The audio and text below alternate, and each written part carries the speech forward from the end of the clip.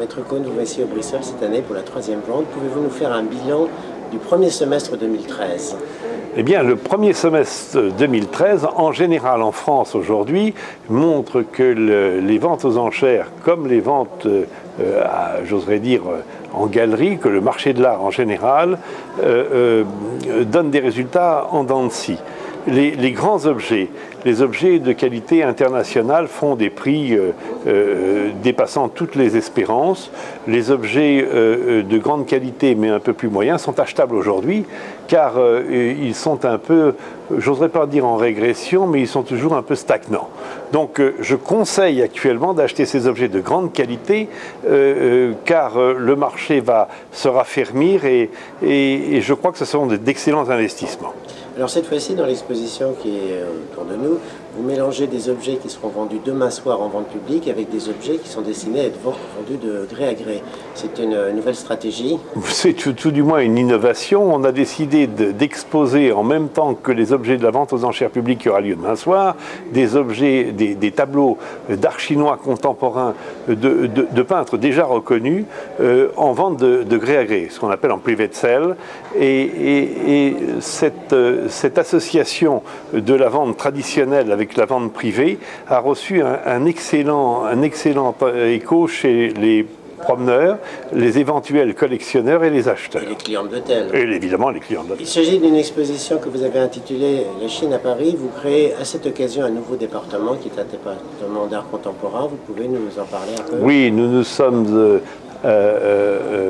sommes alliés et nous avons récupéré dans nos rangs un excellent collaborateur qui a 25 ans d'expérience dans les plus grandes galeries d'art contemporain européennes, Thierry Fèvre, et il a ouvert ce département d'art contemporain et travaille à faire des expositions vente aux enchères publiques et de gré à gré de qualité. Nous allons allier, comme nous l'avons déjà annoncé, l'exposition traditionnelle, c'est-à-dire culturelle, qui mélangera évidemment avec la vente elle-même, n'est-ce pas?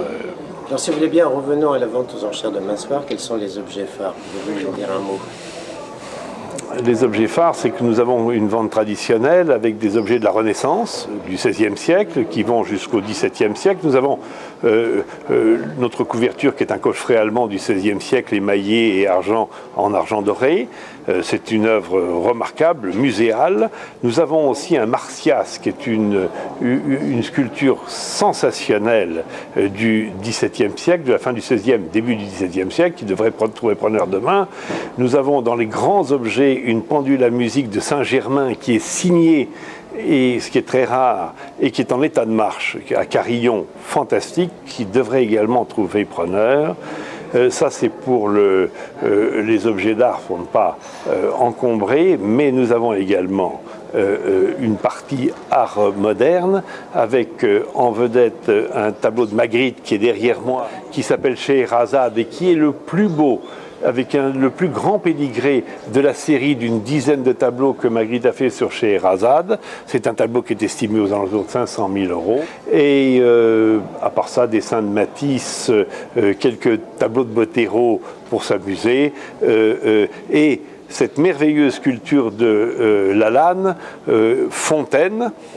Le dernier exemplaire sur le marché actuellement, c'était un tirage à 8 et c'est le numéro 7, et les autres sont dans des collections ou privées ou publiques. Et ma dernière question, si vous voulez bien, quelle va être l'actualité de la Maison Cohn à la rentrée de septembre?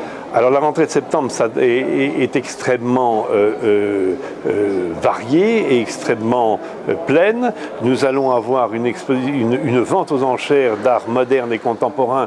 Nous espérons avoir une très grosse collection sur ce qu'on appelle l'école de Nice, Armand et César. Nous aurons probablement également dans cet ensemble une belle collection de dessins de Combas.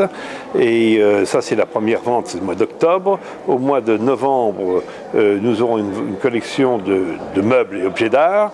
Et le 2 décembre, une vente fantastique sur l'Empire, avec en ligne de mire des autographes de Napoléon, une description de la bataille d'Austerlitz. Pourquoi le 2 décembre? Parce que c'est la bataille d'Austerlitz.